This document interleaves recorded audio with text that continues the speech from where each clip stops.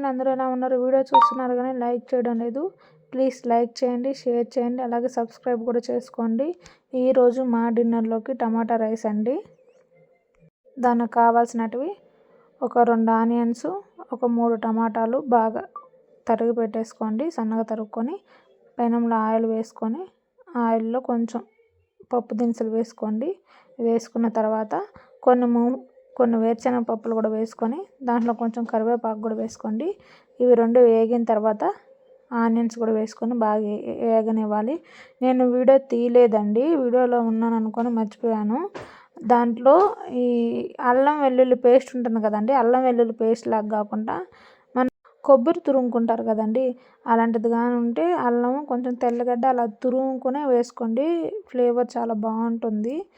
మరి మెత్తగా కాకుండా కొంచెం తురుముకొని వేసుకుంటే బాగుంటుందండి. ఆనియన్స్ కూడా వేసేసుకొని బాగా అన్నీ వేగిన తర్వాత టమాటాలు కూడా వేసుకొని బాగా మగ్గనివ్వాలండి. టమాటాలు కూడా మగ్గనిచ్చిన తర్వాత కొంచెం కారం, కొంచెం పసుపు, దీంట్లో మీరు గ్రీన్ చిల్లీస్ కూడా వేసుకోవచ్చు. బాగా మగ్గనిచ్చిన తర్వాత కొంచెం పసుపు, కొంచెం కారం, అలాగే గరం మసాలా, ధనియాల పొడి, కొంచెం జీలకర్ర పొడి వేసుకొని బాగా కలపండి. కలుపుకున్న తర్వాత కొంచెం సాల్ట్ కూడా వేసుకోండి. ఈ సాల్ట్ ఎప్పుడు వేసుకోవాలంటే ఫస్ట్ కొంచెం టమాటాలు మగ్గనిచ్చేటప్పుడు వేసుకోండి. మగ్గనిచ్చేటప్పుడు కొంచెం వేసుకోండి. అలాగే మీరు దించుకునేసిన తర్వాత అన్నం అన్నీ వేసుకుంటారు కదండి, ఒకసారి టేస్ట్ చేయండి. ఉప్పు సరిపోకపోతే మళ్ళీ కొంచెం దాంట్లో కొంచెం సాల్ట్ వేసుకోండి, సరేనా? అన్నీ వేసేసుకున్న తర్వాత అలాగే రైస్ను కూడా ఎత్తి టమాటా ఫ్రై చేసుకున్నాం కదండి, దాంట్లో వేసేసుకోండి. వేసుకొని బాగా మిక్స్ చేసుకొని కొంచెం టేస్ట్కి కారం అవన్నీ అంటే సరిపోయినా లేదో చూసుకోండి. అప్పుడు కొంచెం సరిపోకపోతే అప్పుడు మళ్ళీ మీరు కొంచెం కారం, కొంచెం సాల్ట్ వేసుకొని కలిపేసుకొని కాస్త మూత పెట్టేశారనుకోండి, అన్నం కూడా దాంట్లో ఆ టేస్ట్ అది ఉంది కదండి టమాటా ఎర్రగడ్డ, దాంట్లో కొంచెం బాగా అన్నం కూడా స్మెల్ కానీ అన్నీ బాగా తెలుస్తాయి. టేస్ట్ ఉప్పు కారం అన్నీ పడుతుందండి అన్నంలో. అందుకని బాగా మిక్స్ చేసుకోవాలండి.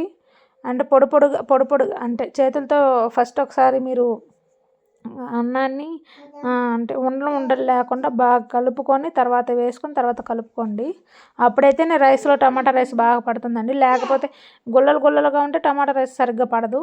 అలాగే దించుకునే ముందు ఏం చేస్తారంటే కొత్తిమీర వేసుకొని ఇంకా ఫైనల్ టచ్ ఇచ్చేయండి. కొత్తిమీర, నిమ్మకాయ కానీ పిండారు అనుకోండి, మన టమాటా రైస్ సూపర్ ఉంటుంది. నిమ్మకాయ పిండేసుకొని ఇంకా ఇంకొకసారి కలుపుకొని మూత పెట్టేయండి. ఇది ఈజీ ప్రాసెస్ అని ఎవరైనా చేసుకోవచ్చు. బ్యాచిలర్స్ కానీ, ఇంట్లో త్వరగా ఉదయాన్నే డ్యూటీకి వెళ్ళిపోయే హస్బెండ్స్, పిల్లలు స్కూల్కి వెళ్ళే వాళ్ళు ఉంటారు కదండి, వాళ్ళు కూడా త్వరగా చేసుకోవచ్చు. తర్వాత వేడివేడిగా మనం ఇంకా ప్లేట్లోకి సర్వ్ చేసేసుకోవడమేనండి. చూడండి ఎంత పొగలు వస్తున్నాయో. టేస్ట్ మాత్రం సూపర్ ఉంటుందండి.